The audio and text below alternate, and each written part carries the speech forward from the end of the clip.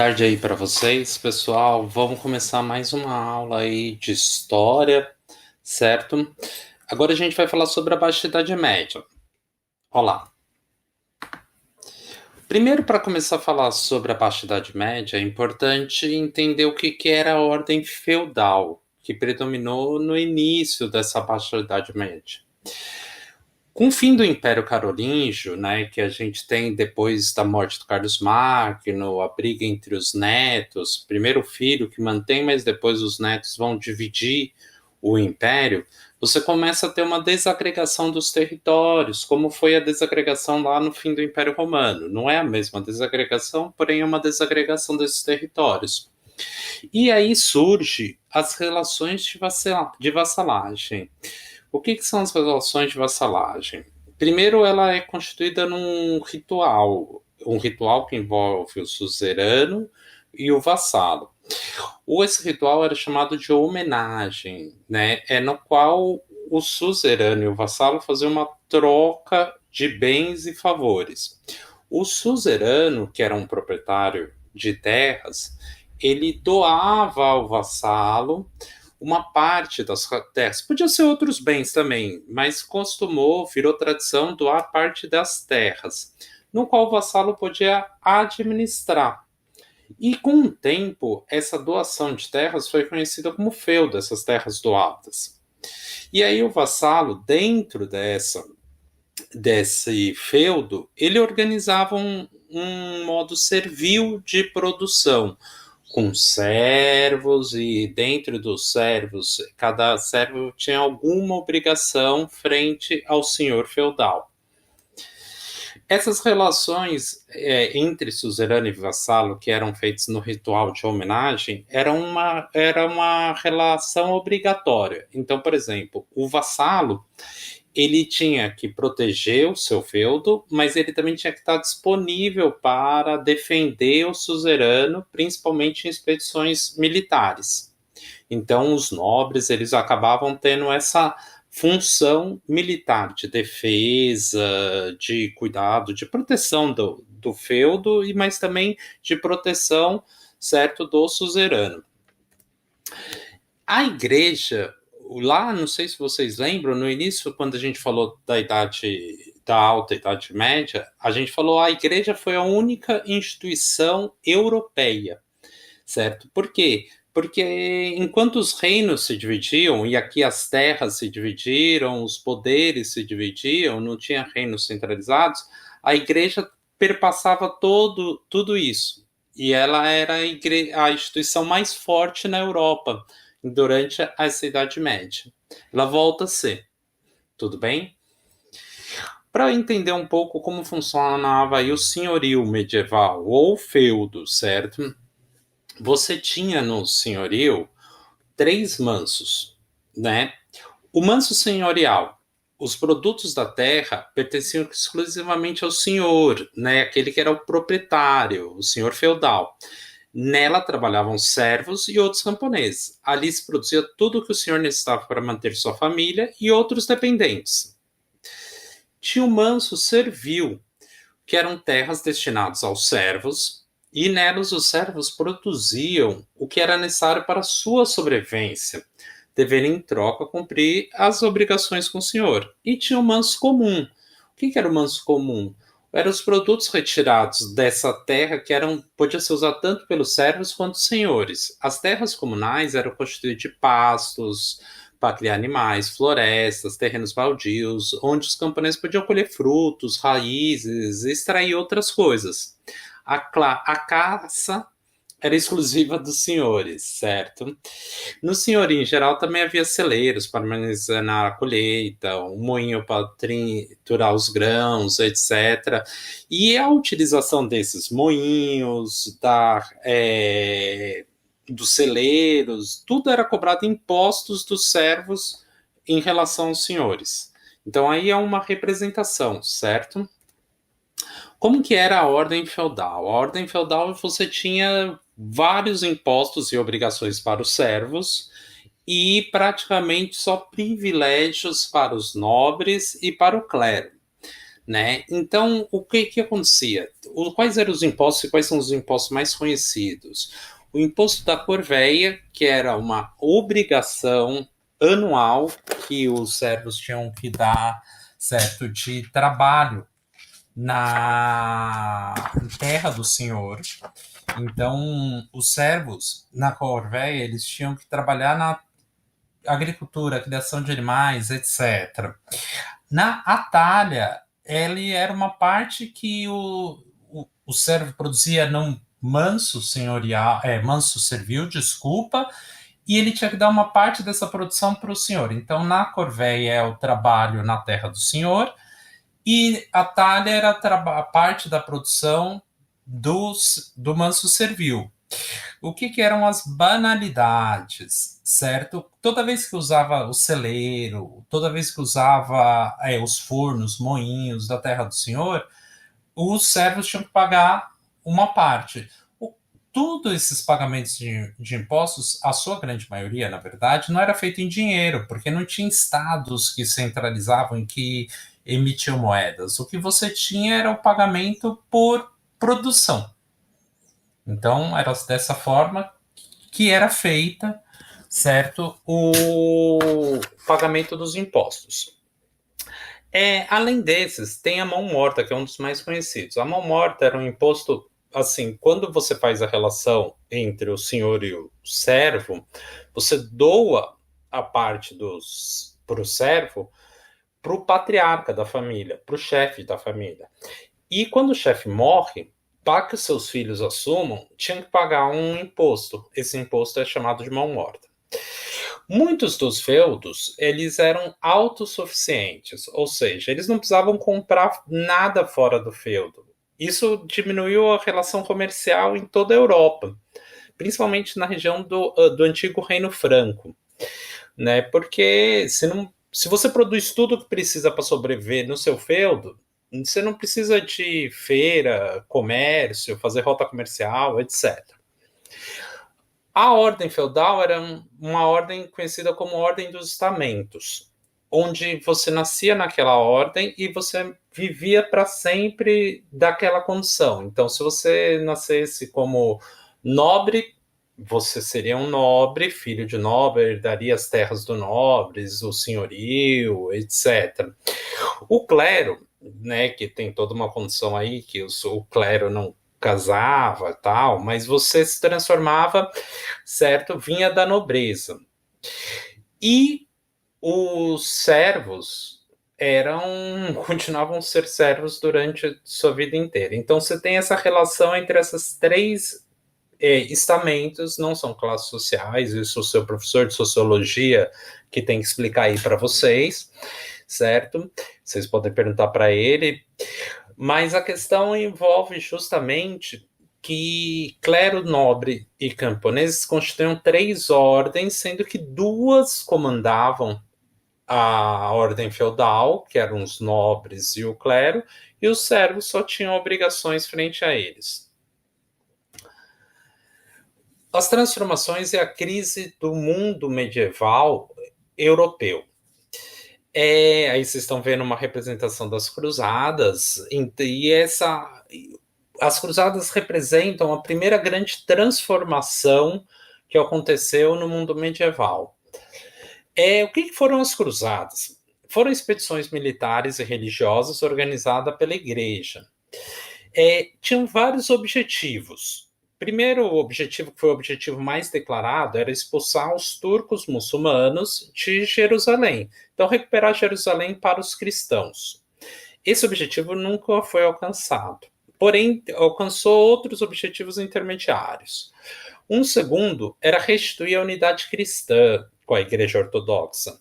A Igreja Ortodoxa, ela tinha se separado da Igreja Romana, principalmente depois do grande cisma em 1054. Se vocês lembram, quando eu falei da coroação do Império, coroação do Carlos Magno, isso ampliou muito o poder da Igreja Romana, que tentou retomar o controle de toda a Igreja cristã, certo? Do Império Bizantino, que era o antigo Império Oriental Romano, e da Igreja do Ocidente.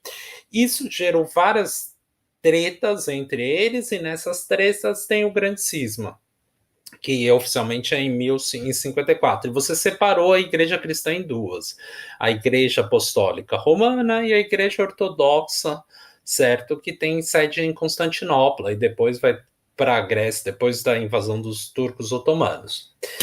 Então a ideia das cruzadas era restituir a unidade entre essas duas igrejas. Outra coisa era aumentar o domínio das terras para os nobres europeus, ou seja, ampliar o domínio de terras dos europeus, dos senhores, certo, dos suzeranos europeus. Esses eram os objetivos das cruzadas. Como que foram as cruzadas? Foram ao todo 8 expedições com resultados muito diferentes, algumas vitórias, outras derrotas, conquista de Jerusalém, perde, depois reconquista de novo, perde. São 8 expedições que duram mais ou menos 200 anos, certo? Cada papa, rei, vai retomar essa tentativa de reconquistar Jerusalém, que era considerado o objetivo principal e que não foi alcançado. Ela teve vários resultados que levaram à crise do Império Medieval. Vamos mudar aqui, porque senão vocês não vão ler o que eu escrevi, certo? Os principais resultados foram, primeiro, a desagregação da produção agrícola. Por quê? Porque vários servos foram para as cruzadas, foram lutar nas cruzadas, e aí acabou acontecendo que alguns feudos não tinha gente suficiente para produzir. Daí começou a precisar de produtos que não eram produzidos nos feudos. Outra coisa foi a expansão do cristianismo. Como as cruzadas eram cristãs, elas foi conquistando regiões e foi impondo o cristianismo como religião, certo? Outra conquista foi a expulsão dos muçulmanos da Península Ibérica, Portugal e Espanha. Eles estavam ocupando aquela região. A gente vai discutir isso em outra aula aí para pensar os árabes e a expansão muçulmana. E ele vai ser reconquistado pelos cristãos. E por último, o fim do domínio árabe do Mediterrâneo, e com o fim do domínio árabe, a revitalização do comércio e das cidades. Porque começa a ampliar o comércio e fica mais barato você comprar produtos do que produzir na Europa. Então as cidades começam, principalmente cidades portuárias, aí que em volta da Itália, na região do Flandres, vai começar a revitalizar esse comércio, Gênova, entre o Veneza, e aí vai começar a revitalizar as cidades. Isso vai ser um dos grandes resultados da cruzada, que vai colocar em crise o mundo medieval. Renascimento urbano e comercial. Com o fim das cruzadas, você teve um renascimento urbano e principalmente das cidades. Olhem a quantidade de rotas aí que tem na Europa. Entre o século XI e o século XIII, você teve diversas inovações técnicas na agricultura que vão aumentar a produtividade. Com maior produtividade, é possível um crescimento populacional. Há uma retomada também comercial em relação às rotas. Olha a quantidade de rotas aí que você tem.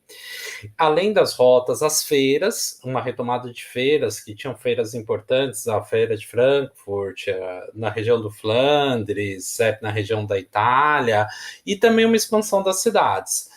Tudo isso vai levar a uma crise do feudalismo, porque com essa retomada você tem uma volta das pessoas, saída das pessoas do campo para as cidades novamente.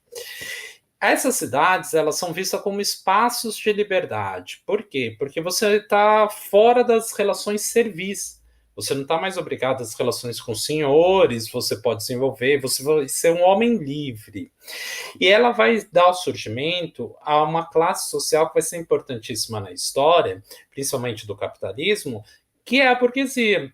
A burguesia é a burguesia comercial, que vai enriquecer financiando o comércio, vivendo do lucro do comércio. Então, eu compro lá mercadoria em Constantinopla, em Trípoli, nas Índias, etc. Nas Índias vai ser depois com as grandes navegações, mas em Tunis.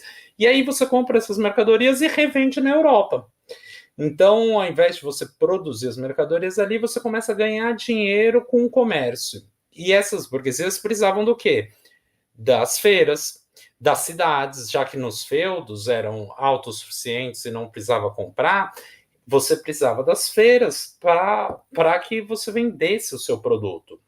Isso é importantíssimo aí para a retomada, para a mudança e no medievo, né? Essa crise no mundo medieval vai passar por vários elementos.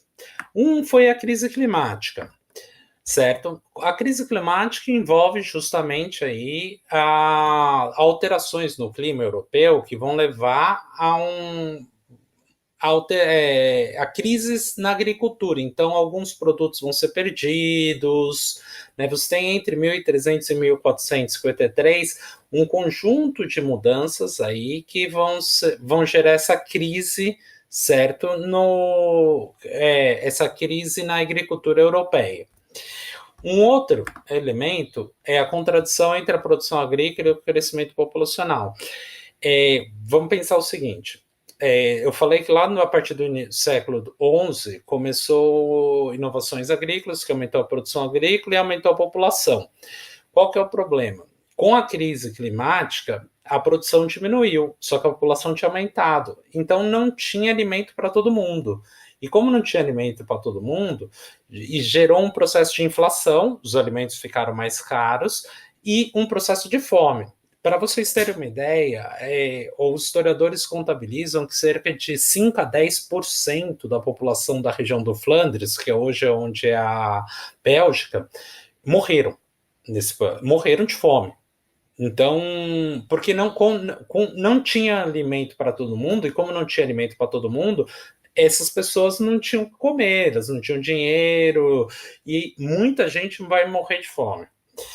E há um crescimento do Império Turco Otomano, certo? Que eles vão começar a reocupar as terras perdidas pelos cristãos, e isso vai gerar um processo de crise, certo? Porque você precisa desviar dinheiro para a defesa dos feudos, para a defesa das cidades, com a ameaça que os turcos otomanos vão vir.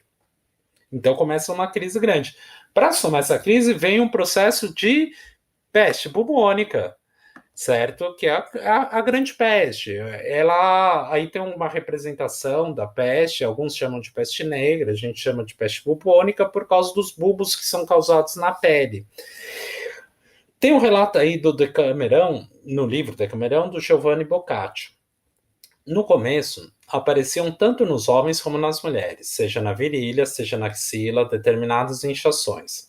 Destas, algumas cresciam como maçãs, outras como ovo. Umas cresciam mais, outras menos. O vulgo dava-lhes a denominação de bubões. Essas manchas faziam presentes nos braços, nas coxas e em outras partes do corpo. Em algumas pessoas, as manchas faziam grandes e raras, em outras, pequenas e abundantes. Caíam sem vidas pelas vilas esparsas e pelos campos, juntamente com suas famílias, sem qualquer auxílio de médico, nem ajuda de servidor. Morriam não como homens, e sim como animais, pelas ruas, plantações, pelas casas, de dia e de noite, indiferentemente. A população europeia diminuiu muito no século XIV. Pô, eu coloquei século XVI aí, faz parte desses erros, viu, pessoal?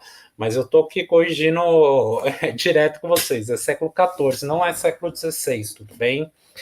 Vamos voltar aqui.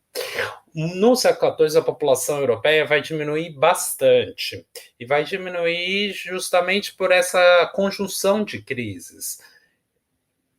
Diminuição da produção agrícola, inflação, fome, peste.